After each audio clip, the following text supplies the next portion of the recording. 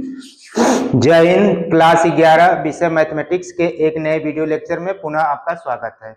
देखिए, इसके पहले आज के वीडियो लेक्चर के पहले हम लोग रिलेशन पढ़े थे। रिलेशन से संबंधित डिफिनीशन, एग्जाम्पल्स और प्रश्नावली 2.1 के सभी क्वेश्चन लगा लिए थे।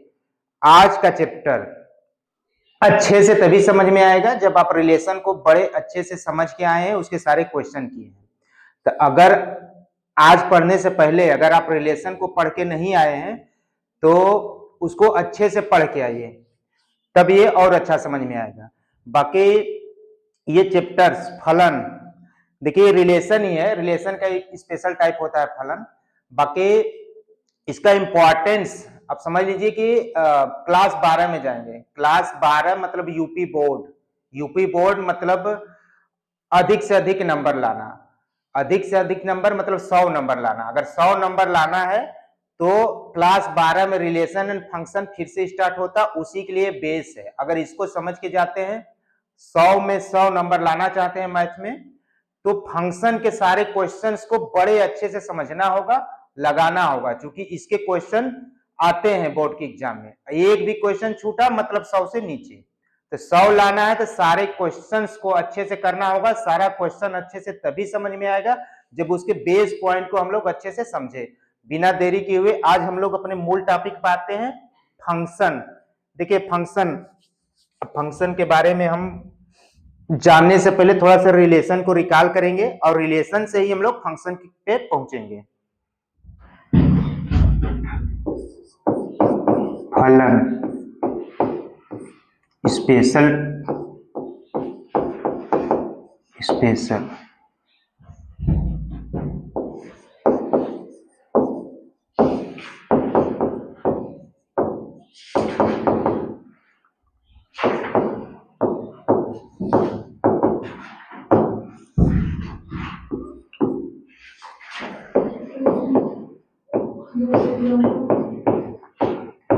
देखो, special type of relation called by function. एक विशेष प्रकार के संबंध को हम लोग फलन कहते हैं। अब संबंध को ही फलन कहते हैं, तो पहले हम 2-3 एग्जाम्पल हम रिलेशन के लेते हैं, फिर उससे हम लोग फंक्शन की तरफ आएंगे। ठीक है, जैसे एक एग्जाम्पल ले लें। अगर कोई रिलेशन ए से बी में है, देखो हम इसके पहले पढ़ा दिए थे, रिलेशन किसका सबसेट होगा? ए क्रॉस बी का। यानी कि अगर रिलेशन में अवयव कैसे होंगे? ए बी टाइप के होंगे। इस प्रकार से होंगे कि A belonging to A, B belonging to B. अगर हम इसको अगर दूसरे तरीके से अगर हम कहें, इसका मतलब ये है कि ए बी जो है आर में बिलोंग कर रहा है। ए बी मतलब ऑर्डर पेयर टाइप के एलिमेंट जो है वो आर से संबंधित है। इसको हम ऐसे भी लिख सकते हैं, या इसको अगर हम इसका मतलब एक और होता है कि A is related to B. तो ये सब नोटेशन याद रखें। A B belonging to R, इसका मतलब ए बी से संबंधित है। A is related to B, A is related to B means A B belonging to R. ये दोनों से तरह के सही है। तो ये सब चीजें पहले अगर कुछ छूट गया हो तो इसको लिख लीजिए। हालांकि पढ़ा तो दिए ही थे, लेकिन थोड़ा सा सांकेतिक रूप में जाने रहिए तो ये आपके लिए आसानी रहेगा। तो ये सब चीजें हम लोग पढ़ लिए थे। और क्या पढ़े थे? डोमेन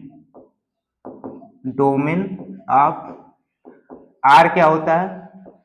ए इस प्रकार से होता है कि A B belonging to R. और क्या पढ़े थे? कोडोमेन ऑफ आर पूरा सेट बी होता था। अगर कोई रिलेशन ए से बी में है तो पूरा सेट बी होता है। इसको क्या कहते हैं? प्रांत। इसको क्या बोलते हैं? सहप्रांत। फिर क्या बोले थे हम लोग? परिसर रेंज क्या होता है? बी सच दैट होता था A B belonging to R. यानी कि इस रिलेशन के सेकेंड कंपोनेंट को परिसर कहते हैं, फर्स्ट कंपोनेंट को क्या कहते हैं? प्रांत कहते हैं। अगर रिलेशन के जो अवयव आते हैं A B belonging to R, तो फर्स्ट कंपोनेंट को हम लोग क्या कहते हैं? Domain of R. और सेकेंड कंपोनेंट को क्या कहते हैं हम लोग? परिसर। को डोमेन क्या होता है? ये पूरा बी होता है। तो ये सब चीजें हम लोग पढ़ लिए थे। और अगर हम और क्या पढ़े थे? अगर ये ए से ए में डिफाइंड हो, संबंध एक सेट से दूसरे सेट पे भी होता था और स्वयं के सेट पे भी संबंध होता था। तो क्या होता था फिर, आर इज सबसेट ऑफ एक राशि, ठीक। और इसमें अवयव आर में कैसे आते थे, A B such that A B belonging to A. तो ये वाला था, ये भी हम लोग पढ़ लिए थे, ठीक। अब इससे संबंधित 2-3 एग्जाम्पल करेंगे और वहीं से हम लोग फंक्शन की डिफिनीशन को बनाएंगे या क्रिएट करेंगे। तो चलिए एग्जाम्पल करते हैं। ये सब चीजें पढ़ रहे थे, आज हम रिवाइज कर दिए हैं, ठीक है। इससे बहुत सारे एग्जाम्पल और इस पर्सनालिटी के क्वेश्चन हम लोग सॉल्व कर लिए थे। ये चीज एकदम याद करने वाले की पॉइंट्स है, मतलब किसी चीज को आगे हम लोग पढ़ने वाले हैं, type of relation, reflexive, symmetric, transitive, ये सब नोटेशन की जरूरत पड़ेगी। इसलिए बार बार हम कह रहे हैं इसको एकदम याद रखिए कि आर में ऑर्डर्ड पेयर टाइप के एलिमेंट होते हैं, तो इसको हम A B belonging to R लिखेंगे। ये लिखिए या ये लिखिए, या A B belonging to R है, इसका मतलब ए बी से संबंधित है, A is related to B, तो इसको ऐसे भी लिख सकते हैं। ये सारा चीज एकदम क्लियर होना चाहिए, ठीक है। और ये बार बार अगर यहां भी लिखेंगे तो लिखेंगे A belonging to A, B belonging to B, ये एकदम क्लियर होना चाहिए। अब हम कुछ एग्जांपल्स करते हैं। देखो जैसा कि हम कह रहे हैं कि फलन क्या है, फलन क्या है, special type of relation called by function. यानी कहने के मतलब है कि फलन क्या है, एक प्रकार का रिलेशन ही है लेकिन स्पेशल टाइप का रिलेशन। तो देखो 3 एग्जांपल हम रिलेशन के लिए हैं, ठीक। और इस तीनों एग्जाम्पल में से हम बताएंगे कि ये तीनों रिलेशन के जो एग्जाम्पल, इसमें से कौन सा फलन होगा, कौन सा फलन नहीं होगा। तो देखो पहला एग्जाम्पल ये है, ये इसको देखो पहले, a बराबर 1 2 3 4 है, r a से a पे, मतलब इसी पे डिफाइंड है। और इस प्रकार से कि r first component second component को डिवाइड करता है, मतलब विभाजित करता है। ए बी बिलोंगिंग टू ए है, तो आर में कैसे एलिमेंट आएंगे, 1 1 1 2 1 3 1 4 2 2 2 4 3 3 4 4, इस टाइप के एलिमेंट आएंगे। तो अगर इसका वेन डायग्राम बनाएंगे तो देखो ये ए से ए में, ए से ए में रिलेशन है, रिलेशन कहां से है, ए टू ए में है। और एक जो है 1 2 3 4 चारों एलिमेंट से जुड़े हुए हैं। देखिए एक जो है, एक से भी जुड़ा है, 2 से भी जुड़ा है, 3 से भी जुड़ा है, 4 से भी जुड़ा है। अब 2 से जुड़ेगा क्योंकि 2 को विभाजित करेगा, 2 4 को विभाजित करेगा। 3 से जुड़ेगा क्योंकि 3 को ही विभाजित करता है, 4 से जुड़ा है। ये रिलेशन है, ठीक है। एक प्रकार का रिलेशन हो गया। दूसरा रिलेशन का एग्जांपल ये है कि a बराबर 1 2 3 4 है, a बराबर 1 2 3 4 5 6 है। और यहां भी रिलेशन क्या है, स्वयं के सेट पर डिफाइंड है। इस प्रकार से डिफाइंड है कि सेकेंड कंपोनेंट फर्स्ट कंपोनेंट में 1 जोड़ने पर मिलेगा, ठीक है। तो इसमें कैसे रिलेशन में ऑर्डर पे टाइप के एलिमेंट आएंगे, 1 2 2 3 3 4 4 5 5 6। अगर इसका वेन डायग्राम बनाना चाहें तो 1 2 से जुड़ेगा, 2 3 से जुड़ेगा, 3 4 से जुड़ेगा, 4 5 से जुड़ेगा, 5 6 से जुड़ेगा। अब एक रिलेशन और देखिए, a बराबर 1 2 3, b बराबर 1 4 9, ठीक है। r बराबर xy, मतलब रिलेशन में वे ऑर्डर्ड पेयर टाइप के एलिमेंट हैं जिसका सेकेंड कंपोनेंट फर्स्ट कंपोनेंट में स्क्वायर करने पे मिल रहा है। तो r क्या होता है, a क्रॉस b का सबसेट होता है। हम पहले बता चुके हैं, रिलेशन के जितने भी सवाल हम करा चुके हैं, यहाँ बहुत ज्यादा हम डिटेल में नहीं जाएंगे क्योंकि r जो होगा पक्का है कि a क्रॉस b का अवयव होगा, ठीक। तो ये होगा, ये हम बता चुके हैं कि यहाँ पे r क्या होगा, यहाँ भी एक क्रॉस, यहाँ पे एक क्रॉस a का सबसेट होगा, यहाँ एक क्रॉस a का सबसेट होगा, यहाँ भी r एक क्रॉस a का सबसेट होगा। तो देखो ये फंक्शन तभी समझ में आने वाला है जब आपको रिलेशन अच्छे से समझ में आ गया। ये सारे क्वेश्चन हम इसके पहले बता चुके हैं, आज हम फंक्शन समझाने के उद्देश्य से केवल हम रिवाइज कर रहे हैं, ठीक है। अब देखो 3 प्रकार के फंक्शन है, तीनों में देखो अंतर क्या है। इसका एक अवयव इसके कई अवयव से जुड़ा हुआ है, ठीक। तो इस टाइप के रिलेशन को तो हम फंक्शन कभी नहीं कहेंगे, ठीक। तो किसी भी रिलेशन को फंक्शन कहेंगे, कब कहेंगे या कब नहीं कहेंगे। देखो ये रिलेशन तो है लेकिन फंक्शन नहीं है। क्यों नहीं है, क्योंकि इसके एक अवयव सिंगल एलिमेंट इसके कई सारे एलिमेंट से जुड़ा हुआ है, ठीक है। तो इस दशा में तो हम फंक्शन कभी नहीं कहेंगे रिलेशन को। यहां पर देखो, यहां तो सिंगल अवयव इसके सिंगल अवयव से जुड़ा हुआ है, 2 3 से जुड़ा है, 3 4 से जुड़ा है, 4 5 से जुड़ा है, 5 6 से जुड़ा है, लेकिन एक अवयव इसका खाली रह जाता है, ये वाला जो है खाली रह जाता है, यानी ये किसी से भी नहीं जुड़ा है, तो इसको भी हम लोग फंक्शन नहीं कहेंगे। ठीक है, देखो फंक्शन, ये रिलेशन था, ये भी रिलेशन है, ये फंक्शन नहीं है, ये भी फंक्शन नहीं है। ये फंक्शन इसलिए नहीं है क्योंकि इसके एक अवयव कई अवयव से जुड़े थे। ठीक है, और ये रिलेशन फंक्शन इसलिए नहीं था कि इसका एक अवयव मतलब एक अवयव जुड़ा ही नहीं है किसी से। ठीक है, तो इस आधार पर इस रिलेशन को हम लोग फंक्शन नहीं कहेंगे। यानी फंक्शन, किसी भी रिलेशन को फंक्शन कब कहेंगे, तब कहेंगे, ये देखो ये फंक्शन कब हो जाता है, जब ये वाला भी अवयव किसी न किसी से जुड़ जाता है। ठीक है, तब इसी को हम लोग फंक्शन कह देते हैं। यहां के तो सिंगल अवयव से जुड़ा हुआ है, ये सही है, फंक्शन के लिए होना चाहिए, लेकिन इसके सभी अवयव, प्रत्येक अवयव, एक के प्रत्येक अवयव इसके सिंगल अवयव से जुड़ा होना चाहिए। हालांकि इसके 5 अवयव सिंगल अवयव से तो जुड़ा है, सिंगल कंपोनेंट से जुड़ा है, लेकिन एक छूट जा रहा है, इसलिए फंक्शन नहीं है। यहां पर तो प्रत्येक तो जुड़े हैं, सभी अवयव इसके किसी न किसी अवयव से तो जुड़े हैं, लेकिन जुड़ा है, लेकिन एक ठे कई ठे से जुड़ गया है, तो इस आधार पे इसको हम लोग, इस रिलेशन को हम लोग फंक्शन नहीं कहते। लेकिन अब यहां पे देखो, इसके सभी अवयव जुड़े हैं इसके सिंगल एलिमेंट से, और कोई खाली भी नहीं है, ये क्या हो गया, फंक्शन। यानी कि रिलेशन ही फंक्शन होता है, वो क्या होता है, special type of relation called by function. तो अब फंक्शन के अगर डिफिनीशन देना हो तो अब हम डिफिनीशन दे सकते हैं कि कोई भी रिलेशन को हम लोग फंक्शन तब कहेंगे जब डोमेन के, क्योंकि रिलेशन ये डोमेन है, इधर को डोमेन कहते हैं, इसको क्या कहते हैं, कोडोमेन कहते हैं। ठीक है, तो किसी भी रिलेशन को हम लोग फंक्शन कब कहेंगे, जब डोमेन के प्रत्येक अवयव, मतलब कोई भी खाली नहीं होना चाहिए, कोडोमेन के एक और केवल एक ही अवयव से जुड़ा हो, मतलब यूनिक अवयव से, यानी अद्वितीय अवयव से जुड़ा हो, तो इसको हम लोग फंक्शन कहेंगे। ठीक, ये रिलेशन फंक्शन हो जाएगा। जैसे ही रिलेशन फंक्शन हो जाएगा, हम फिर क्या लिखेंगे इसको, यप ए टू ए। समझे, जब रिलेशन फंक्शन की कैटेगरी में आ जाएगा तो आर को हम लोग क्या लिख देंगे, यप। तो समझ में आया। देखो, रिलेशन फंक्शन होगा जरूरी नहीं है, ठीक है, लेकिन प्रत्येक फंक्शन रिलेशन होता है पक्का, क्योंकि फंक्शन रिलेशन का ही एक स्पेशल टाइप होता है। तो यहां से निष्कर्ष ये निकाला गया कि रिलेशन ही फंक्शन होता है। कुछ विशेष प्रकार के रिलेशन को फंक्शन कहेंगे जब रिलेशन के डोमेन के सभी अवयव कोडोमेन के सिंगल अवयव, एक और केवल एक ही अवयव से जुड़े हो, तो उसको हम लोग क्या कहते हैं, फंक्शन कहते हैं। ये फंक्शन है, क्यों है, क्योंकि इसका कोई भी अवयव पहले तक खाली नहीं है। फंक्शन होने के लिए ये सब जुड़े होने चाहिए, और एक ठे से जुड़ा होना चाहिए। समझ में आ गया।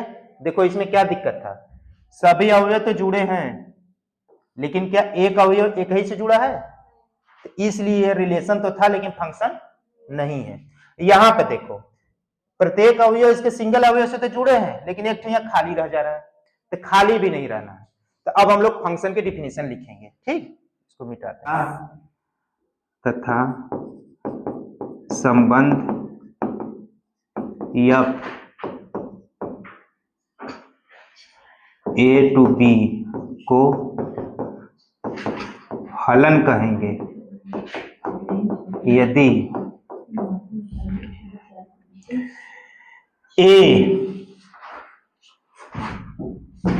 ए मतलब प्रांत, समुच्चय यदि समुच्चय ए मतलब प्रांत के प्रत्येक अवयव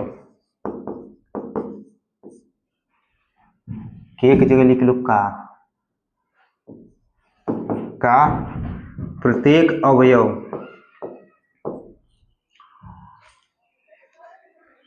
सहप्रांत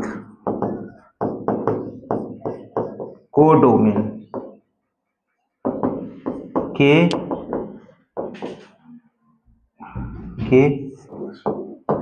जुड़ा।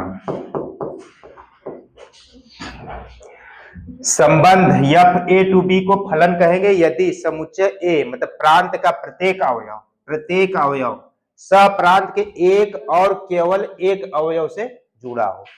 एक और केवल एक अवयव को अगर हम 60 में लिखे तो इसको अद्वितीय अवयव से जुड़ा लिख सकते हो, अद्वितीय, इसी को हम लोग कहते हैं यूनिक अवयव से जुड़ा है। ठीक है, ये समझ में आया। यदि ए और बी कोई अरिक्त समुच्चय हो तो किसी संबंध एफ को फलन समुच्चय ए से बी में पहले लिखेंगे कैसे, ऐसे लिखेंगे, और तथा संबंध एफ ए टू बी को फलन कहेंगे यदि समुच्चय ए मतलब प्रांत का प्रत्येक अवयव सप्रांत के एक और केवल एक अवयव से जुड़ा हो। अब इसको मैथमेटिकली अगर लिखो या सिंबॉलिकली प्रतीकात्मक रूप में लिखो, प्रतीकात्मक, अगर F A to B, F A से बी में एक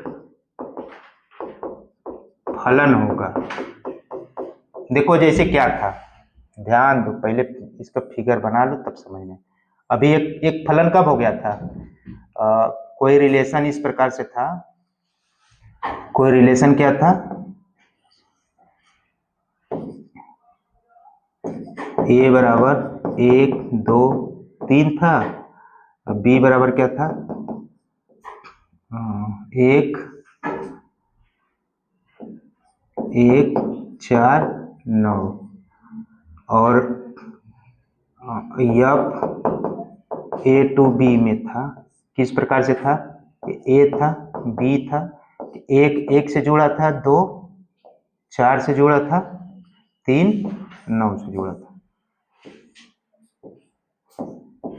ये फलन है ना, ये फलन था। अभी एक उदाहरण बताए थे ना, इस प्रकार से था ये यफ में जो अवयव थे X Y such that y बराबर एक्स स्क्वायर, यही था ना।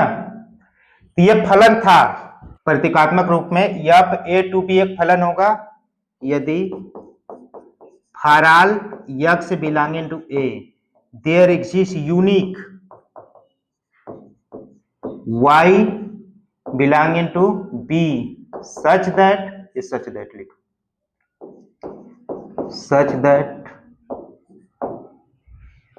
y बराबर एफ एक्स। देखो क्या है, ए के सभी अवयव के लिए यूनिक मतलब केवल और केवल एक अवयव y बी में होगा कि y एफ एक्स से जुड़ा होगा। यानी इसको लिखोगे अर्थात ए समुच्चय ए का प्रत्येक अवयव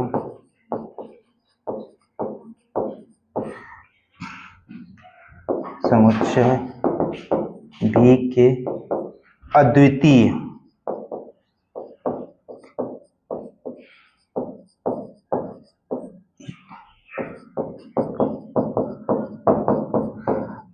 अवयव का मतलब केवल और केवल एक ही अवयव से जुड़ा। ध्यान से देखो, यक्स के सभी अवयव, यक्स के जगह 1 2 3, देयर एग्जिस्ट y मतलब एक के लिए 1 मिला, 2 के लिए क्या मिला 4 मिला, और 3 के लिए क्या मिला 9 मिला। तो देयर एग्जिस्ट एक y b में मिलेगा, y मतलब एक के लिए y 1 मिला, 2 के लिए y 4 मिला, 3 के लिए y क्या मिला 9 मिला। मतलब यक्स के एक के सभी अवयव के लिए एक यूनिक मिलेगा, मतलब एक मिलेगा, ऐसा नहीं कि 1 4 से भी मिल जाएगा। समझ में आ गया, यूनिक, इसको समझना, y belonging to B such that y बराबर एफ एक्स, अर्थात समुच्चय ए का प्रत्येक अवयव समुच्चय बी के अद्वितीय अवयव से जुड़ा होगा। तब हम इसको इसी चीज को देखो हम लोग ऐसे लिख सकते हैं। समझ में आ गया। अब देखो एकदम इसको बार बार करना समझना, तब जाके दिमाग में भरता है। ये समझ में आ रहा है नोटेशन। इसका मतलब ए के सभी अवयव के लिए बी में यूनिक अवयव मिलेगा, यूनिक मतलब सिंगल अवयव मिलेगा, समझ, केवल और केवल एक अवयव मिलेगा। देखो यहां लिखा है ना, यहां लिख दिए यूनिक y बिलोंगिंग, मतलब यक्स अगर ए में है, ये यानी कि इसको और अगर थोड़ा सा डायग्राम इसका और अच्छा से बनाओ, यानी कि अगर कह दो अगर ये यफ है, ए है, ये बी है, अगर यक्स है यहाँ y है, तो यक्स सभी जुड़ेगा इसे सिंगल अवयव से। समझ में आ गया, यक्स सिंगल अवयव से जुड़ेगा। ठीक, ये फंक्शन कहलाएगा। क्लियर हो गया। सिंगल से दो ठे से यहाँ खाली रह सकता है, इसमें खाली रह सकता है, लेकिन इसमें खाली नहीं रहना चाहिए। समझ में आ गया। यहाँ हो सकता है कोई दूसरा अवयव खाली रहे, तो ये क्या है, फंक्शन है। इसका प्रत्येक अवयव इसके सिंगल अवयव से जुड़ेगा, इसमें कुछ अवयव रह सकते हैं, नहीं भी रह सकते हैं। समझ में आ गया। ये है फंक्शन, ये सिंबल है फंक्शन का। ये क्या है, function from A to B है। समझ में आ गया। यानी ए के सभी अवयव माने एक्स के लिए एक वाई बी में मिलेगा और सिंगल मिलेगा। समझ में आ गया। और वाई क्या मिलेगा, सिंगल मिलेगा। इस प्रकार से मिलेगा कि एफ एक्स बराबर वाई, यानी कि f x f A to B such that f x बराबर वाई। अब देखो इसको और थोड़ा समझा देते हैं। इधर वाले ए के अवयव को हम लोग इनपुट कहते हैं। ए के अवयव को नोट में इसको लिखना चाहो तो लिख लो। ए के अवयव को हम लोग इनपुट कहते हैं और बी के अवयव को आउटपुट कहते हैं। समझ में आ गया। और यप क्या है, मशीन है। यप क्या है, यप जो है इसमें इनपुट डालोगे, क्या डालोगे, इनपुट, तो ये क्या देगा, आउटपुट। समझ में आ गया। ये क्या कर रहा है, देखो इसका रूप बदल, ये यप कोई मशीन है, इस मशीन में 1 को डालोगे तो क्या बन देगा, 1 दे देगा। 2 के डालोगे तो क्या दे देगा, 4 दे देगा। 3 को डालोगे तो 9 दे देगा। जिसको मशीन में डालेंगे उसको क्या कहेंगे, इनपुट। और जो निकलेगा यफ लगाने के बाद, देखो ये मशीन में डालोगे ना, ये मशीन है, यफ क्या है, मशीन है। मशीन में यक्स को इनपुट किए तो मिलेगा क्या, आउटपुट। यप देखिए, यक्स को इसमें डालोगे तभी आउटपुट मिलेगा। ये यप क्या, मशीन है। समझ में आ गया। तो ये एकदम समझ में आना चाहिए कि यफ एक्स बराबर वाई। यक्स क्या है, इनपुट है। यप क्या है, फंक्शन मतलब मशीन है। एक ऐसा फंक्शन है, एक फंक्शन में कार्य करने वाला ऐसा है कि यक्स को वाई में बदल देता है। देखो एक है तो उसका स्क्वायर कर दे रहा है। इस प्रकार का मशीन है कि उसमें जैसे ही नंबर डालोगे उसको स्क्वायर कर देगा। आलू को किसी ऐसे मशीन में डालो चिप्स बना दे, ठीक। तो आलू क्या हो गया, इनपुट। मशीन जो होगा, सिस्टम होगा, वो क्या, फंक्शन कार्य करने वाला, तो क्या करता है, चिप्स में बदल देता है। तो बस ये समझो कि एफ एक्स बराबर वाई। एक्स क्या होता है, इनपुट होता है। एफ क्या होता है, मशीन होता है। वाई क्या देता है, आउटपुट देता है, ठीक है। और अब इसके बाद और कुछ लिखते हैं। अब नोट में फर्स्ट में लिखना। अब देखो नोट सेकेंड में लिखो।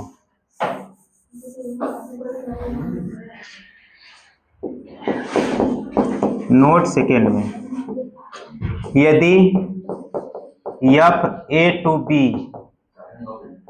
कोई फलन हो तो for all x belonging to A there exist unique y belonging to B such that y बराबर एफ एक्स। तो यहां से देखो y को हम लोग कहते क्या है, यदि एफ ए टू बी में कोई फलन, देखो जितना भी बता रहे हैं बहुत इंपॉर्टेंट है, यही इसीलिए फंक्शन नहीं लोग समझ पाते हैं। ये समझ में आएगा तभी फंक्शन समझ में आएगा। हाँ, क्या किसको क्या कहते हैं, ठीक है। एफ ए टू बी में कोई फलन है तो ए के सभी अवयव बी के यूनिक अवयव से जुड़े होंगे, इस प्रकार से जुड़ेंगे। तो y को क्या कहते हैं हम लोग, y को हम लोग कहते हैं इमेज ऑफ एक्स, प्रतिबिंब। यक्स का प्रतिबिंब कहलाता है किसके, यप के रिस्पेक्ट में, ठीक। तो यहां लिखोगे y को यप के संदर्भ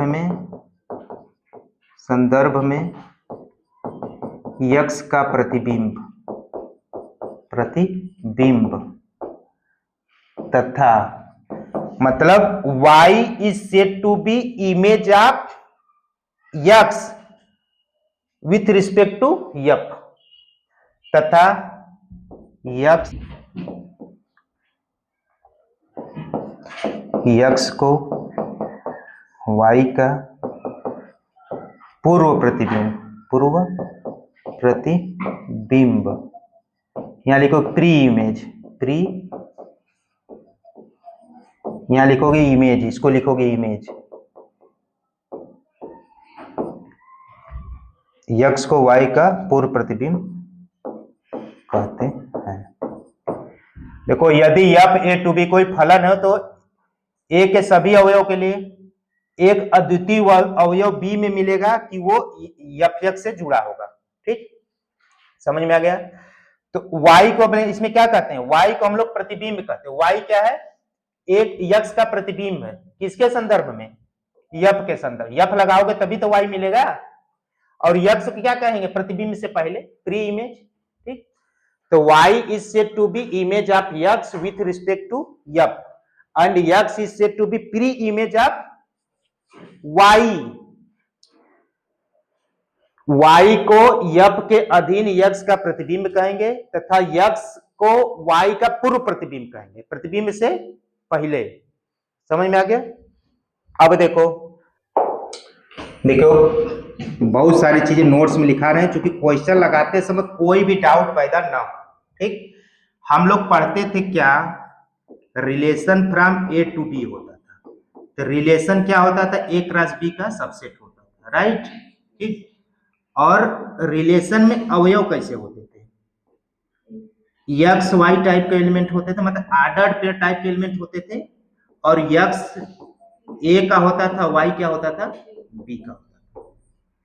यानी कि हम अगर इसको लिखते थे कि x Y belonging to R, एक ही बात है।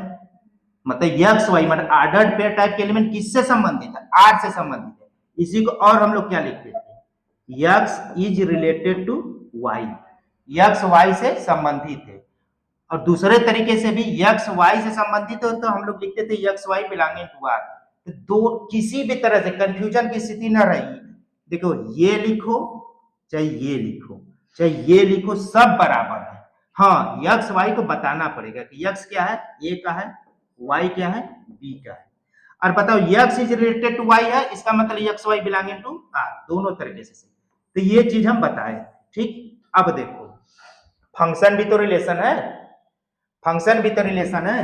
यानी कि अगर हम कहे, पहला पॉइंट अगर हम लिखे एफ ए टू बी है तो एफ भी तो ए क्रॉस बी का सबसेट होगा, होगा ना। एफ भी तो ए क्रॉस बी का सबसेट होगा। एफ में जैसे आर में कैसे, एफ में कैसे एलिमेंट आएंगे, x y such that x belonging to A, y belonging to B. अभी देखो इसका मतलब ये होता है कि ये हो गया, यानी कि इसको हम लिख सकते हैं X Y belonging to F.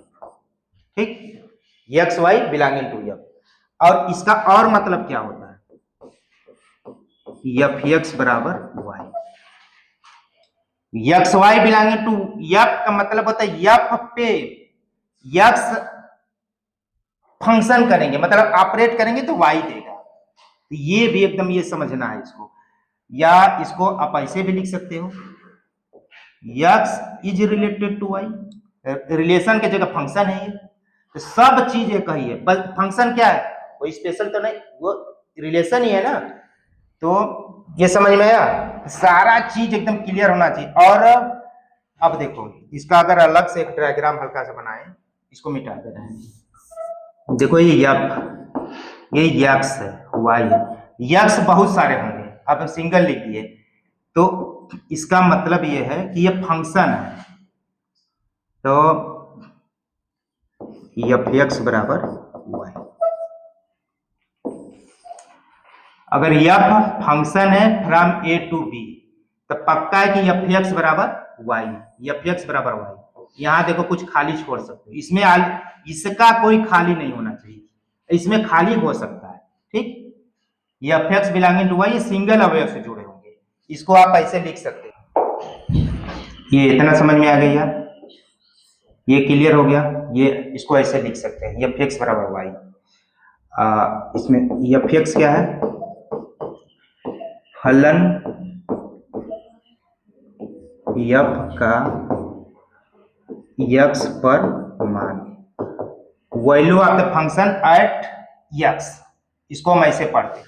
और देखो क्या होता है, इसमें और भी चीजें देखो, यक कोई अगर मशीन है तो मशीन में यक्स डालने पे क्या मिल रहा है, वाई मिल रहा है, यानी कि for all x belonging to A f x बराबर क्या मिल रहा है, वाई। एफ एक्स बराबर for all x belonging to A there exist unique y belonging to b such that इस प्रकार से है कि fx बराबर y। अब इसको देखो ध्यान से समझो, ये यप कोई मशीन है, मशीन में जब हम यक्स डालते हैं तो क्या दे देता है, वायु। तो जिसको हम डालते हैं उसको क्या कहते हैं, इनपुट, और जो निकलता है उसको क्या कहते हैं, आउटपुट। तो यहाँ पे हम लोग यक्स को क्या कहेंगे, इनपुट।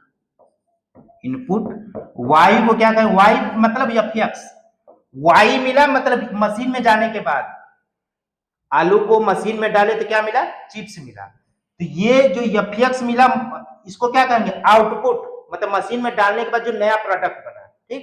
एफएक्स मतलब क्या है, second component, ordered pair type के सेकेंड कोऑर्डिनेट को हम एफएक्स या वाई कहते हैं, ठीक। तो और इसको हम लोग क्या बोलते हैं, आउटपुट। ठीक है, तो फंक्शन के बारे में इतना चीज जानना है देखो। हाँ, तो अब एक बार और कहो तो हम चलो इसको मिटाते हैं फिर से।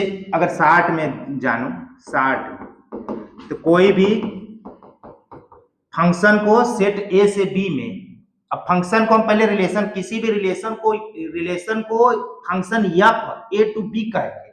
देखो रिलेशन सारे फंक्शन नहीं होते हैं, लेकिन फंक्शन है तो पक्का रिलेशन होगा। तो किसी स्पेशल टाइप ऑफ रिलेशन को हम लोग फंक्शन ए टू बी कहेंगे जब ए के सभी अवयव के लिए बी में there exist unique y belonging to B, मतलब बी में एक अवयव केवल एक ही अवयव मिलेगा कि यक्स पे यप को ऑपरेट कर दें तो वो मिल जाए, वाई मिल जाए। ये है फंक्शन, ठीक। अब देखो डोमेन ऑफ एफ क्या होता है, डोमेन ऑफ एफ। अगर यहां से बात करेंगे फंक्शन का डोमेन क्या होता है, तो चूंकि डोमेन में क्या अवयव होते हैं, रिलेशन के फर्स्ट कंपोनेंट आते हैं, तो चूंकि ए के सभी अवयव रिलेट है ही, यानी कि ए के सभी अवयव डोमेन में आ जाएंगे। देखो रिलेशन में ए के सभी अवयव डोमेन नहीं होते थे, ध्यान देना, वही अवयव डोमेन में आते हैं जो रिलेट होते थे, जो रिलेशन का पार्ट बने थे। हाँ, ए के सभी, लेकिन अगर डोमेन ऑफ एफ बताएंगे तो इसके सभी फंक्शन है तो इसके सभी अवयव तो फाराल, इसके सभी अवयव तो रिलेट है नहीं किसी एक यूनिक अवयव से। तो डोमेन ऑफ एफ का मतलब पूरा ए, ठीक। अब ए क्या है, ए में फर्स्ट कंपोनेंट है, ए में क्या है, यक्स इस प्रकार से है कि x Y belonging to f. Clear हो गया, क्लियर है। अगर हम को डोमेन की बात करें तो codomain of F, codomain of F में पूरा बी आएगा, इसमें कोई दिक्कत नहीं है, पूरा बी, सेकेंड कंपोनेंट की बात ही नहीं करें, पूरा बी, ये वाला पूरा जो आएगा इस सब कोडोमेन आएगा, समझ में आ गया। लेकिन अगर रेंज ऑफ एफ की बात करें, रेंज ऑफ एफ का परिसर, इसको प्रांत, इसको सप्रांत, इसको परिसर बोलते हैं। इसमें देखो केवल वाई आएगा, अगर फंक्शन, इसी अगर फंक्शन है तो जो वैल्यू मिला है प्रत्येक यक्स के लिए, जो वैल्यू मिला है, यानी कह सकते हो प्रत्येक यक्स के लिए बी के वे अवयव जो यक्स से जुड़े हैं केवल वही वाले, ठीक। तो अगर ये यानी कि y such that x Y belonging to f, अगर एफ में यक्स वाई टाइप के ऑर्डर पे टाइप के एलिमेंट है, इसके सेकेंड कंपोनेंट, समझ में आ गया। ये क्या होता है, रेंज ऑफ एफ। यानी अगर इन साधारण शब्दों में अगर बताना चाहो,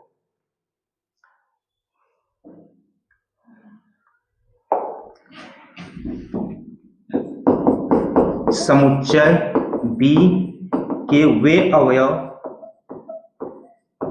केवल वे ही अवयव, केवल लिखते रहे, केवल वे ही अवयव जो समुच्चय ए के अवयव से जुड़े, समझ में आ गया। यानी हम कह दिए थे कि यहाँ 1 2 3 है, यहाँ 3 4 5, यहाँ 6 भी हो सकता है। फंक्शन होने के लिए तो इसके सभी अवयव जुड़ेंगे। किससे जुड़ेंगे? सिंगल अवयव से जुड़ेंगे। इसका खाली हो सकता है तो डोमेन में क्या आ जाएगा? कोडोमेन में, मतलब सप्रांत में तो 3 4 5 6 पूरा आ जाएंगे। लेकिन अगर रेंज की बात करेंगे तो कौन से आएंगे? केवल यही वाले 3 4 5। समझ में आ गया। यहां लिखा है समुच्चय बी के केवल वही अवयव जो समुच्चय ए के अवयव से जुड़े हैं। तो रेंज में केवल 3 4 5 आएंगे। लेकिन अगर हम सहप्रांत की कोडोमेन की बात करें तो पूरा, अगर ये ए है तो बी है, तो बी पूरा है, क्या है? सहप्रांत है। ए क्या है? पूरा डोमेन है। रेंज में केवल जो वही अवयव आएंगे जो इससे जुड़े हैं। समझ में आ गया। तो इसको ध्यान देना है, ठीक। तो बाकी domain of F, codomain of F, range of F अब समझ में आ गया होगा, ठीक। फिर से हम बताते रहे, एफ अगर एफ एक्स कहीं लिखा है तो इसका मतलब क्या है? वाई। इसका मतलब क्या है? X y belonging to f. समझ में आ गया। ये ध्यान दो, यानी वाई क्या है? अगर कोई फंक्शन में ऑर्डर्ड पेयर टाइप के एलिमेंट है तो सेकेंड कंपोनेंट। और सेकेंड कंपोनेंट कब मिलेगा? जब एफ को एक्स के साथ ऑपरेट करेंगे, मतलब फंक्शन करेंगे। समझ में आ गया। तो बस यही समझना, वाई कब मिलेगा? जब एफ को एक्स के साथ फंक्शन करेंगे, मतलब एक्शन करेंगे। या कह दो कि एफ कोई मशीन है तो एक्स इनपुट करोगे तो मिलेगा क्या? आउटपुट। इसको क्या कहेंगे हम लोग? आउटपुट। ये जो है, ये देखो एक्स क्या इस मशीन में डाल रहे हो, ये क्या है? इनपुट। और ये मशीन में डालने के बाद ये वाई जो मिल रहा है वो क्या है? आउटपुट। समझ में? कोई मशीन है, अगर आलू डाले तो आलू क्या होगा? इनपुट। अब बन के निकला चिप्स, तो चिप्स निकला तो मशीन में आलू, एक्स मतलब आलू डालने पे मिला। चिप्स क्या है? आउटपुट। आलू क्या है? इनपुट। एफ क्या है? मशीन, ठीक। इस मशीन में मतलब फंक्शन में एक्स इनपुट यानी आलू को डालो तो बना क्या? चिप्स। तो चिप्स क्या है? आउटपुट। समझ में गया। तो इनपुट में दो चीजें इन्वॉल्व है, मशीन प्लस इनपुट वाला सामग्री। समझ में आ गया। तो फंक्शन को अब समझ में आ गया होगा। देखो बात, देखो समझ में तो आ ही जाता है यही से। अगर फंक्शन का डिफिनीशन देना हो तो बस इतना ही काफी है। लेकिन जब क्वेश्चन आता है ना तो कहीं वैल्यू ऑफ द फंक्शन रहता है तो थोड़ा कंफ्यूजन पैदा होता है, तो कहीं कंफ्यूजन ना हो। समझ में आ गया। अब हम लोग कुछ एग्जांपल करेंगे तो ज्यादा क्लियर होगा। देखो अब देखो कितना भी हम एग्जांपल डिफिनीशन पढ़ ले, समझा ले, जब तक एग्जांपल नहीं करोगे, जब तक क्वेश्चन नहीं लगाओगे, तब तक वो क्लियर नहीं होने वाला है, ठीक। मान लीजिए कि n प्राकृतिक संख्याओं का समुच्चय है और n पर परिभाषित एक संबंध r इस प्रकार से है। n प्राकृतिक संख्या, देखो सेट क्या है? n जो सेट था प्राकृतिक संख्या का समुच्चय और n पर परिभाषित एक संबंध r, r जो है ना, अब संबंध r, पहले संबंध r कह रहा है n टू n। देखो क्या कर, पहले इसको संकेत में लिखना सीखो। मान लीजिए कि n प्राकृतिक संख्या को समुच्चय और n पर परिभाषित, मतलब फंक्शन एक सेट पर डिफाइंड है। हम रिलेशन के डिफाइंड बताए थे, relation defined on a set और relation defined from one set to another set. यहाँ एक ही सेट पर डिफाइंड है तो रिलेशन को हम n टू n कहेंगे। और ये रिलेशन किस प्रकार से है? r बराबर x Y such that y बराबर 2x और x y belonging to f. अब ये कह रहा है कि रिलेशन क्या फंक्शन है, तो इसको अगर हम लोग डायग्राम बनाओ, तुरंत डायग्राम बनाओ। ये रिलेशन है, ये रिलेशन को अगर हम एफ कह दे तो क्या होना पड़ेगा? इसका प्रत्येक अवयव जुड़ा होना चाहिए इसके सिंगल अवयव से। तब बताओ इसमें अगर हम एक्स लेते हैं, एक लेते हैं, तो इनपुट एक लेते हैं इस मशीन में, तो आउटपुट क्या मिलता है? 2। वाई बराबर 2x। यहाँ 2 लोगे तो यहाँ क्या मिलेगा? 4। यहाँ 3 लेंगे तो यहाँ क्या मिलेगा? 6। ये बताओ इसका कोई भी अवयव खाली रहेगा? ये n है, ये भी n है, इसका कोई अवयव खाली रहेगा? सभी अवयव के लिए यहाँ पे क्या मिलेगा? उसका 2 गुना मिल जाएगा। तो कोई भी अवयव खाली नहीं है और सभी अवयव किससे जुड़े हैं? सिंगल अवयव से। किससे जुड़े हैं?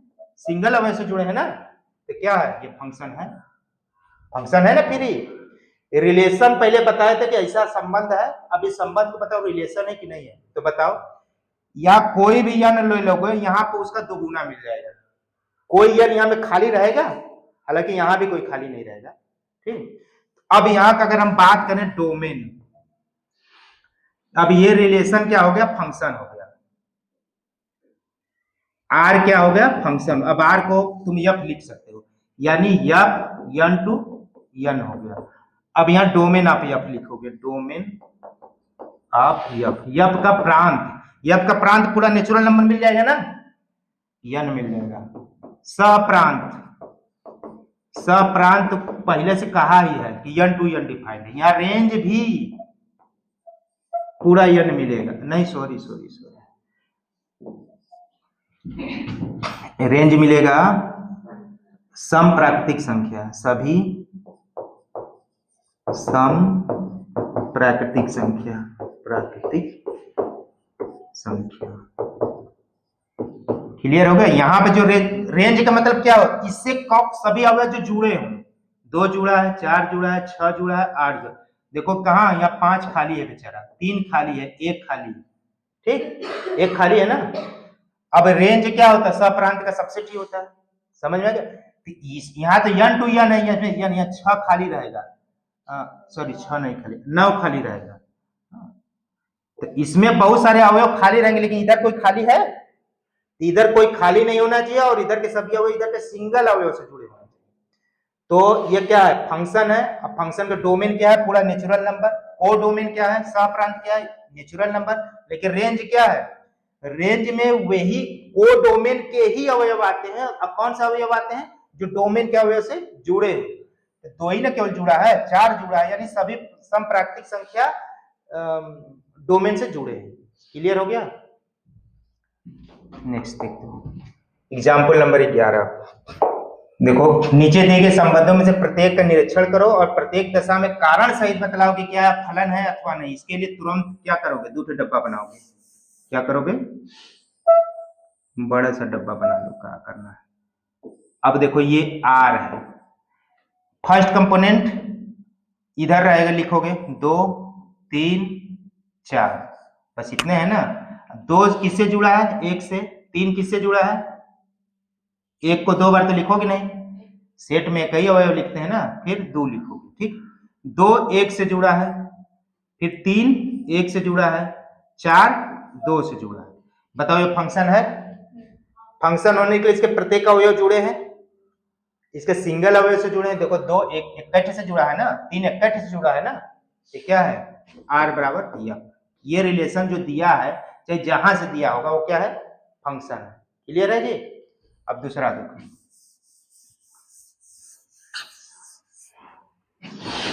दूसरा देखो,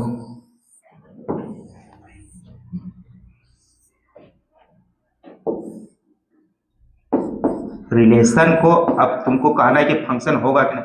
पहले इसमें तो इधर वाले को हम लोग डोमेन कहते हैं, इधर वाले को को डोमेन, ठीक। अब 2 है, 2 3 4, 2 को 2 बार तो लिखेंगे नहीं। अभी 2 किससे जुड़ा है? 2 से। 2 4 से भी जुड़ा है, देखो 2 इससे भी जुड़ा है, 2 इससे भी जुड़े, तो फंक्शन होगा।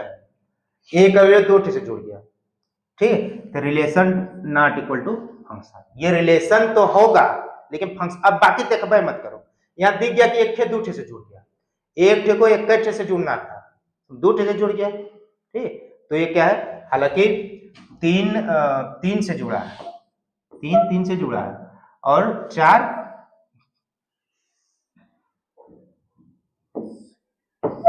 4 से जुड़ा है।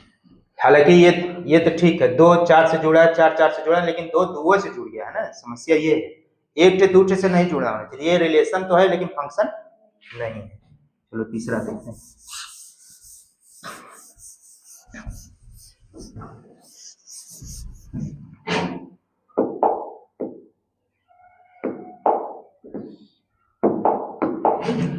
अब देखो तीसरा, इसी के लिए भी देखो, देखने से नहीं पता चलता था, डायग्राम बना लेते हैं। अब देखो रिलेशन लिख दो। अब यहाँ देखो फंक्शन होता है कि नहीं होता है। 1 2 3 4 5 6, 1 किससे जुड़ा है? 2 से, 2 3 से, 3 4 से, 4 5 से, 5 6 से, 6 7 से। हमें लग रहा है कि 1 2 से, 2 3 से, 3 4 से, 4 5 से, 5 6 से, 6 7 से। मजे में फंक्शन है ना फंक्शन। क्योंकि इसके सभी अवयव जुड़े हैं, एक यूनिक अवयव से जुड़े हैं, रिलेशन फंक्शन भी है। अब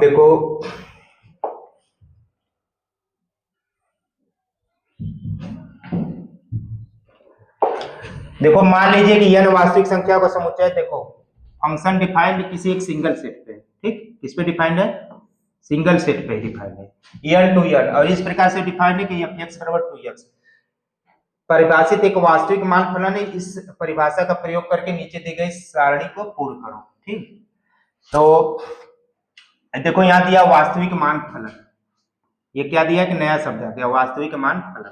तो अभी क्वेश्चन लगाने के बाद हम तुरंत वास्तविक मान फलन बताएंगे कि क्या होता है, रियल वैल्यूड फंक्शन। देखो क्या दिया है, f(x) = 2x + 1। अब x = 1 पर f(x) का मान, इसका मतलब ये होता है, f1 अगर लिखा है इसका मतलब ये होता है, समझ में आ गया? x = 1 पर f(x) का मान, यहाँ f1 लिखा है, ठीक। तो x = 1 पर f(x) का मान क्या आएगा, x की जगह 1 रखने पर मिलेगा, समझ में आ गया? x की जगह 1 रखोगे तो 2 × 1 + 1 = 3, यहाँ पे वही लिखना है 3, समझ में आ गया? हम इस क्वेश्चन के बहाने ये जानना चाहते हैं कि फंक्शन की वैल्यू कैसे निकालते हैं, ठीक। ये फंक्शन दिया है, अब वैल्यू फंक्शन के निकालना है किस पे, x = 1 पर। x = 1 पर फंक्शन का मान को हम लोग क्या लिखेंगे, f1। f1 बराबर x के जगह 1 रखने पे क्या मिलेगा, 3 मिलेगा, ठीक। इसी प्रकार x = 2 रखोगे तो क्या मिलेगा, 2 2 4 5, 3 रखोगे तो 7, 4 लिखोगे तो 9, 5 लिखोगे तो 11, 6 लिखोगे तो 13, 15, समझ में आएगा? बाकी ऐसे कर लोगे, सब कर लोगे। अब हम वास्तविक मान फंक्शन के बारे में थोड़ा सा जानते हैं। वास्तविक मान फंक्शन क्या होता है, रियल वैल्यूड फंक्शन।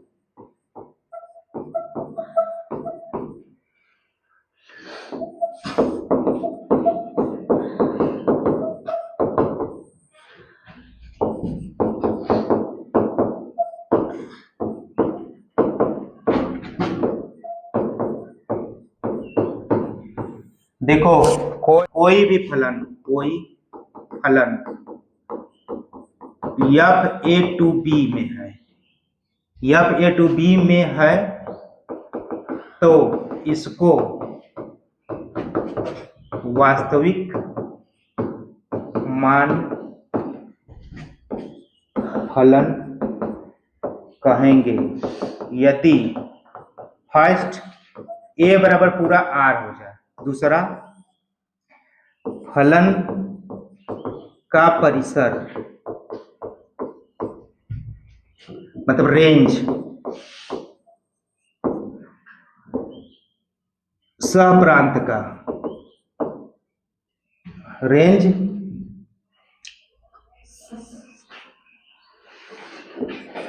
पूरा वास्तविक संख्या हो या वास्तविक संख्या का उपसमुच्चय हो, बस, ठीक।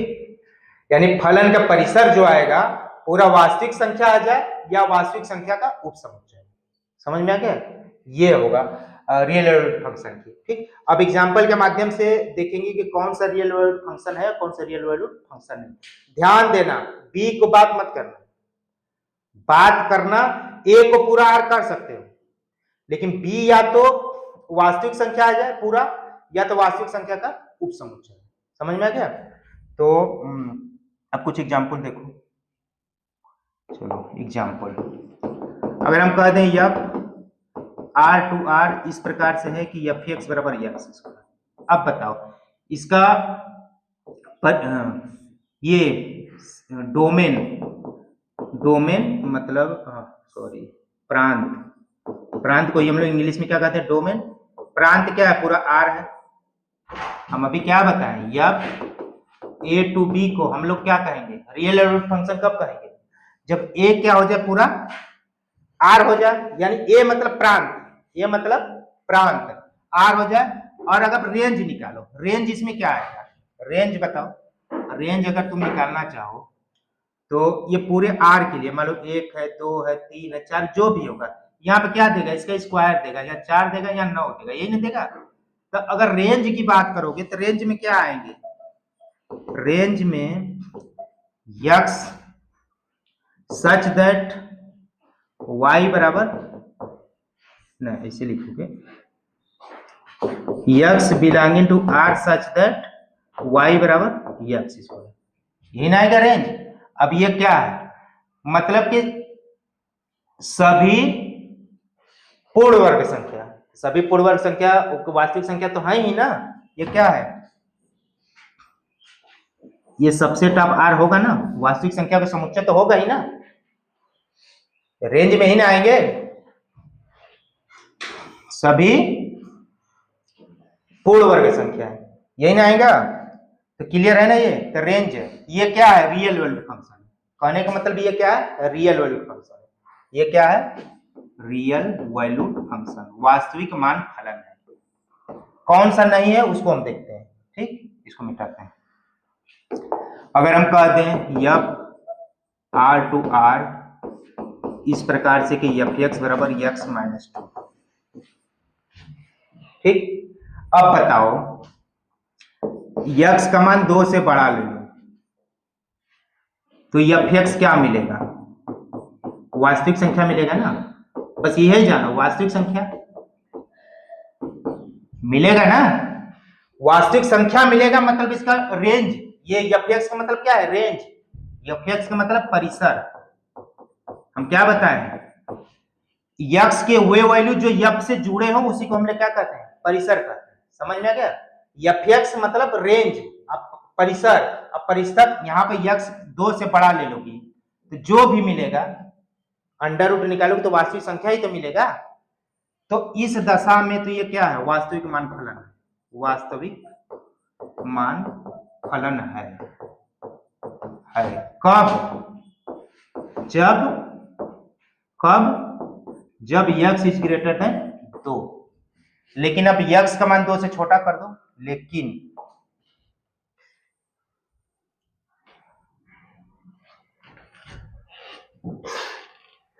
देखो यही सब समझ है ना, और कुछ, बट अगर x का मान 2 से छोटा कर दोगे तो एफ एक्स क्या मिलेगा बताओ, कोई वास्तविक संख्या मिलेगा।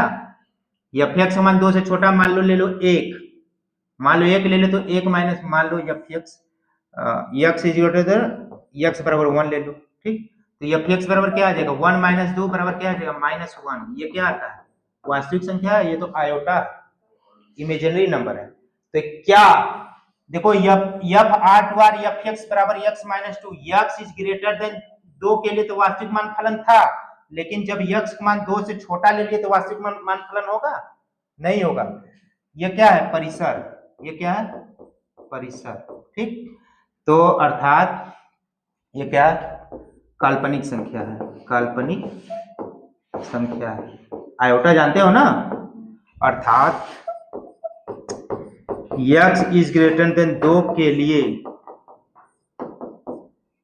F R to R F x बराबर एक्स माइनस 2 वास्तविक मान फलन नहीं है, वास्तविक मान फलन नहीं है। क्लियर है, समझ में आ गया।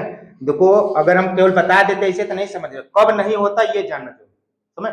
यहाँ पे जो यक्स कुछ भी तो ले सकते हो ना, पूरे आर में से ले सकते हो, लेकिन 2 से बड़ा ले लोगे तो वास्तविक ये जो फलन है वास्तविक मान फलन तो हो जाएगा, लेकिन 2 से छोटा ले लिए, मान लो x बराबर 1 ले लिए, ठीक, तो वास्तविक संख्या दे रहा है या वास्तविक संख्या का कोई उप समुच्चय दे रहा है, आई उप समुच्चय है रियल नंबर का, नहीं ना है, तो पक्का है कि x 2 से छोटे के लिए क्या है, यह फंक्शन रियल वैल्यूड फंक्शन नहीं है, x इज ग्रेटर देन 2 के लिए है। ये सब एग्जाम में ऑब्जेक्टिव टाइप के क्वेश्चन बनते हैं। क्लियर हो गया, चलो आगे देखते हैं। अब कुछ फलन और उनके आलेख, पहले में हम लोग कहेंगे आइडेंटिटी फंक्शन, आइडेंटिटी फंक्शन, तत्समक फलन, तत्समक फलन। देखो कोई भी फलन आर टू आर, कोई भी फलन जो आर टू, कोई भी फलन आर टू आर की बात कर रहे हैं तो हम उसको नाम दे दें कोई भी वास्तविक मान फलन। ठीक, ऐसे लिख दो ना, कोई वास्तविक मान फलन, वास्तविक मान फलन। अब वास्तविक मान फलन समझ में आ गया ना, तो हम लिख सकते हैं, बार बार लिखेंगे इसलिए बताना जरूरी है। कोई वास्तविक मान फलन एफ आर टू आर को तत्समक फलन कहेंगे, तत्समक फलन कहेंगे यदि एफ एक्स बराबर एक्स, यानी जो चीज मशीन में डालोगे वही निकाल देगा। मशीन काम ही नहीं कर रहा है, एक हिसाब से कह लो, धान के मशीन में धान डाले तो धान ही निकाल देगा, उसका पत्ती कट गई। हाँ, पत्ती, यानी कि आइडेंटिटी फंक्शन मतलब कि हम बदलेंगे नहीं चीज दोनों मशीन में डाल दो।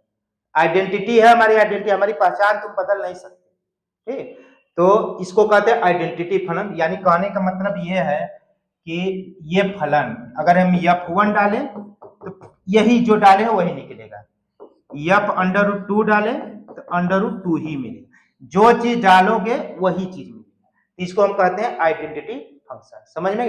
अब ये बताओ, इसका तुरंत ये जान लो कि डोमेन क्या होगा। Domain, domain of identity function. Identity function मतलब तत्समक फलन। डोमेन का मतलब तो ये पूरा आर को डालोगे तो पूरा आर ही मिलेगा, वास्तविक संख्या। Codomain, codomain of identity function, ये भी तो पूरा आर ही मिलेगा।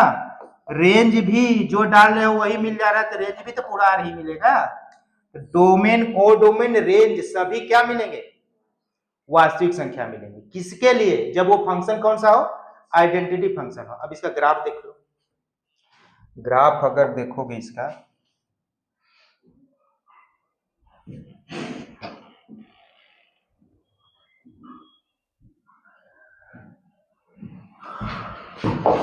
देखो क्या है,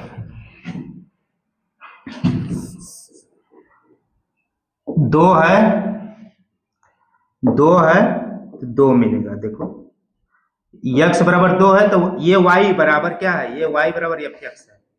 ये क्या है? y बराबर एफ एक्स है ना, तो x 2 डाले तो y क्या मिला? 2 ही मिला। 4 डाले तो y क्या मिला? 4 ही मिला। यानी जो डालोगे वही मिलेगा। 0 पे क्या है? 0 मिलेगा। -2 पे देखो -2 मिला। तो ग्राफ इसका क्या बनेगा? एक स्ट्रेट लाइन। अगर ग्राफ के बारे में अगर लिखना चाहो लिख लो। डोमेन, रेंज सब समझ में आ गया ना। अब इसका ग्राफ, अगर ग्राफ के बारे में व्याख्या करना चाहो तो रिजल्ट, अगर ग्राफ के बारे में व्याख्या करना चाहो तो ग्राफ एक स्ट्रेट लाइन मिलता है। ग्राफ मूल बिंदु से पास होने वाला, मूल बिंदु से गुजरने वाला, मूल बिंदु से नहीं गुजर रहा है तो वही लिख दो, मूल बिंदु से गुजरने वाला एक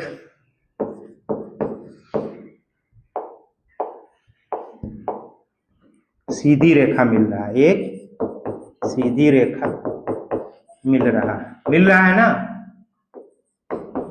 मिल रहा है ना। रिजल्ट पहला। और क्या मिल रहा है? किसी भी बिंदु पर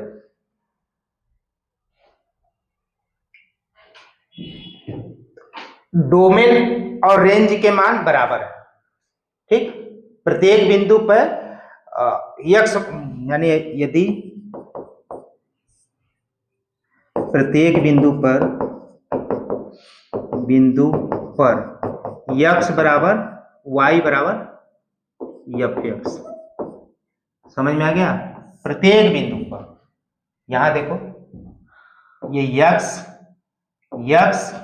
y, ये x है, ये x है और y है। इसको अगर कोऑर्डिनेट में लिखो तो क्या लिखोगे? x है और सेकेंड कोऑर्डिनेट y है, और y बराबर हम लोग लिखते क्या है? F x. समझ में आ गया? तो वही लिखे प्रत्येक बिंदु x बराबर y बराबर एफ एक्स। समझ में आ गया? और क्या लिख सकते हो अगर लिखना चाहो तो? और अगर कुछ लिखना ही चाहते तो और क्या लिख सकते हैं? जो रेखा मिले है एक्स एक्सिस और वाई एक्सिस दोनों से कितना डिग्री कोण बना रहा है? 45 डिग्री का। समझ में आ गया? गुजरने वाली सीधी रेखा एक्स तथा वाई दोनों अक्षों से 45 अंश का कोण बना रही। इतना चीज लिख सकते हो। आइडेंटिटी फंक्शन समझ में आ गया? आइडेंटिटी फंक्शन का मतलब डोमेन बराबर रेंज। ठीक, डोमेन, कोडोमेन, रेंज तीनों इक्वल। इसका ग्राफ एक स्ट्रेट लाइन मिलेगा और ग्राफ के प्रत्येक बिंदु पर x बराबर y, ठीक, यानी कि value and value of the function दोनों इक्वल होंगे।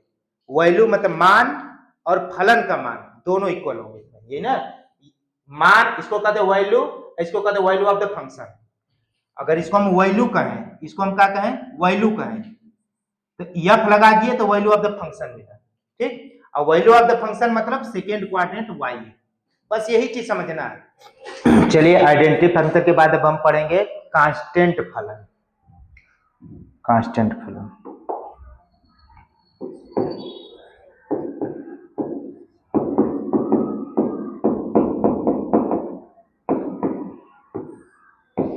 अचर फलन।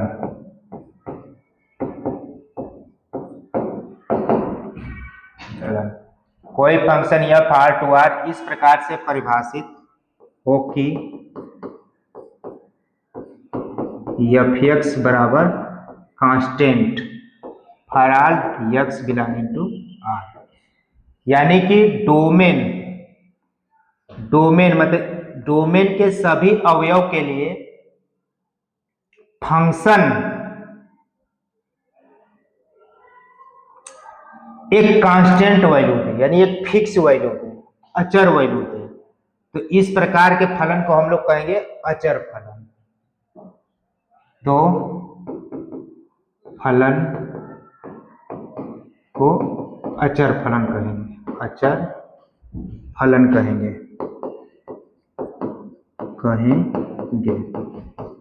अगर इसका वेन डायग्राम अगर हम बनाएं, देखिए यहाँ आर है, यहाँ आर है, ये क्या है? f। आर के चाहे जो भी वैल्यू ले लीजिए,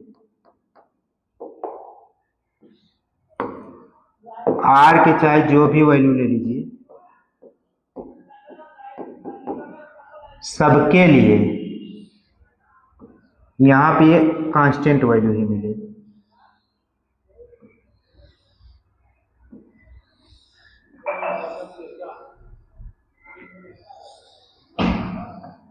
यानी सभी वैल्यू के लिए आर के, ये अगर ये x है, अगर ये x कोई जनरल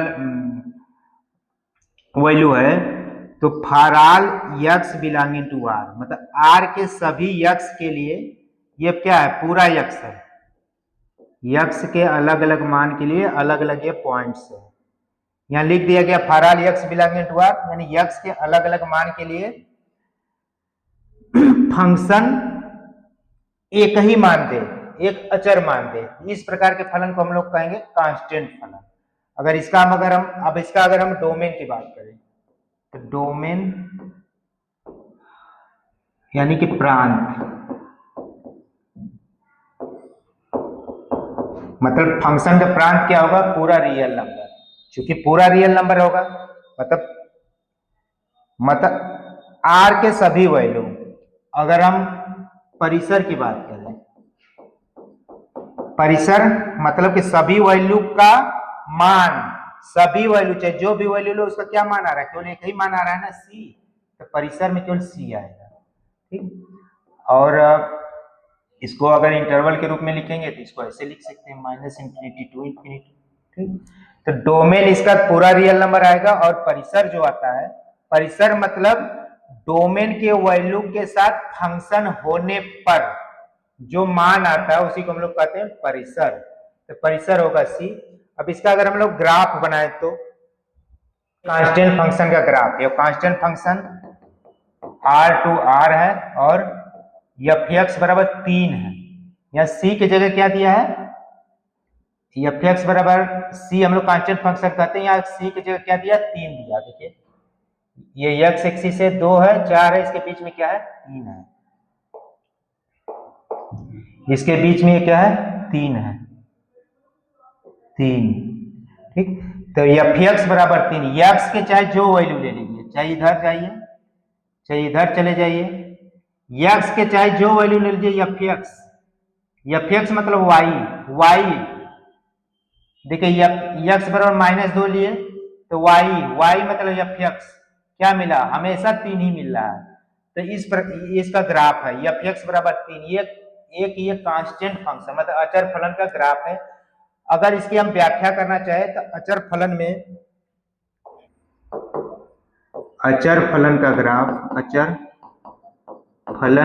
का ग्राफ एक्स अक्ष के समांतर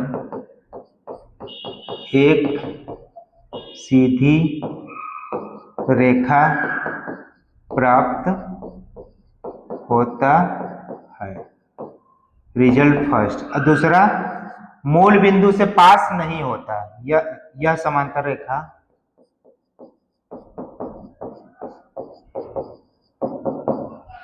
मूल बिंदु से नहीं गुजरता। और क्या लिख सकते हैं, एक्स अक्ष से 0 डिग्री कोण बनाता है। चूंकि आइडेंटिटी फंक्शन में क्या था, आइडेंटिटी फंक्शन का जो ग्राफ बना था मूल बिंदु से होकर गुजर रहा था और एक्स एक्सिस तथा वाई एक्सिस से 45 डिग्री का कोण बना रहा था। उसके संदर्भ में कर इसका व्याख्या करेंगे कि ये एक्स अक्ष के पैरेलल मिल रहा है, मूल बिंदु से पास नहीं हो रहा है और एक्स अक्ष से 0 डिग्री का कोण बना रहा है। तीसरा करेंगे एक्स अक्ष से 0 डिग्री का कोण बना रहा है। ठीक है, कांस्टेंट फंक्शन में बस इतना ही। देखिए अब इससे ज्यादा अगर पढ़ाते तो वीडियो लंबा हो जाएगा, तो आज के लिए इतना ही, धन्यवाद।